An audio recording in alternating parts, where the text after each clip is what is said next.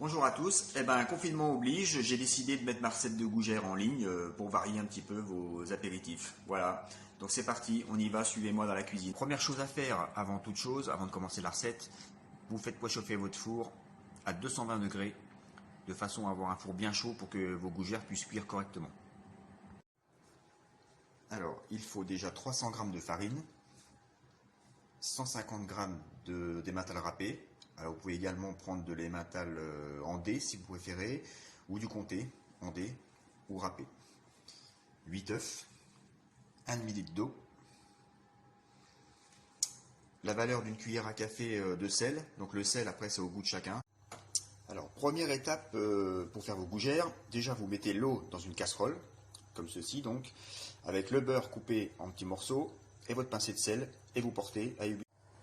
Alors une fois que votre beurre et votre eau sont à ébullition, je vais vous donner deux astuces. Donc déjà la première, c'est de retirer la casserole du feu, comme ceci. Ensuite, vous allez ajouter votre farine, donc préparée à l'avance, en une seule fois dans la casserole. Et vous allez remuer à l'aide d'une petite spatule en bois, comme ça, de façon à ce que ça forme une boule compacte. Donc voilà, il faut que ça forme une boule compacte, comme ceci. Voilà. Une fois que vous avez ajouté votre farine en une seule fois et surtout hors du gaz. Ensuite, vous la remettez sur le feu et vous remuez de façon à ce que ça dessèche la pâte, qu'on appelle. Il faut que la pâte se décolle de la casserole. Voilà. Voilà. Soit vous n'avez pas de robot, et dans ce cas-là, vous déversez votre pâte dans un saladier tout simplement. Donc voilà, ma pâte a refroidi, donc pendant environ 10 minutes, j'ai laissé tourner. On va donc maintenant ajouter les œufs. Alors, nouvelle astuce pour les œufs, on n'ajoute surtout pas les œufs tous d'un seul coup. Il faut ajouter les œufs un par un dans la pâte et faire tourner jusqu'à temps que l'œuf soit complètement absorbé. Une fois que l'œuf est absorbé, on met le deuxième, on absorbe. Donc là voilà, c'est parti, j'ai mis le premier œuf et je fais tourner.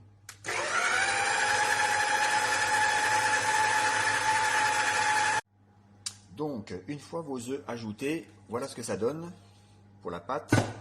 Ça doit faire une pâte quand même pas trop liquide, qui forme un peu un ruban, vous voyez, ce qu'on appelle, voilà.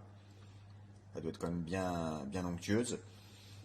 Et ce qu'il faut savoir, c'est qu'on peut également mettre moins d'œufs que ce que la recette a prévu. C'est mon cas, puisque suivant la grosseur, la taille des œufs, donc là dans cette recette il en fallait 8 et finalement moi j'en ai mis que 7. En fait vous voyez ensuite suivant la texture de la pâte, il ne faut pas que votre pâte soit trop liquide non plus. Donc pour finir, on ajoute le fromage râpé et un petit peu de poivre pour l'assaisonnement, pour relever un petit peu le goût. Voilà. Vous pouvez également garder un petit peu de fromage râpé dans la quantité que vous remettrez ensuite sur vos gougères une fois que vous allez les disposer sur la plaque avant cuisson. Donc voilà, regardez la belle pâte, terminée, le fromage a été ajouté dedans, le poivre, l'assaisonnement. Il ne reste plus qu'à les coucher, maintenant on appelle ça coucher des gougères, sur la plaque de cuisson du four tout simplement, que j'ai préalablement beurré. Alors là encore deux possibilités, il y a deux astuces, soit vous utilisez une poche à douille comme ceci, avec une douille, donc si vous avez ça à la maison et si vous savez vous en servir, ou alors tout simplement il faut prendre une grosse cuillère à soupe, moi c'est ce que je vais utiliser. Alors vous prenez comme ceci un petit peu de pâte dans votre cuillère, vous faites glisser sur votre plaque, vous formez une petite boule, voilà. Alors, quelque chose de très important, surtout bien espacer les boules de pâte entre elles, pour pas que ça se colle à la cuisson, et vous ajoutez un petit peu de fromage râpé dessus pour finir. Voilà, donc les gougères sont prêtes maintenant à être enfournées, donc à 220 degrés pendant une vingtaine de minutes, ça peut être également 18 minutes suivant les fours, et ce que je fais c'est qu'au bout de 15 minutes par contre, je baisse le four de 220 à 180 pour qu'elle reste croustillante et moelleuse à l'intérieur. Ça y est, donc mes gougères sont cuites, comme vous pouvez le voir, elles sont bien gonflées, bien dorées, elles ont l'air donc particulièrement croustillantes. Voilà, donc avant de les sortir donc du four, j'ai quand même laissé la porte du four entrouverte pendant 2 minutes. Voilà, c'est une petite astuce encore à retenir avant de pouvoir les débarrasser et ensuite de les déguster. Bonne dégustation. La recette est donc terminée, j'espère que ça vous aura plu et ça vous donnera peut-être envie de faire ces gougères pour des apéritifs entre amis, bien sûr, avec modération, et pour l'instant en visio, puisqu'on reste chez nous. À bientôt.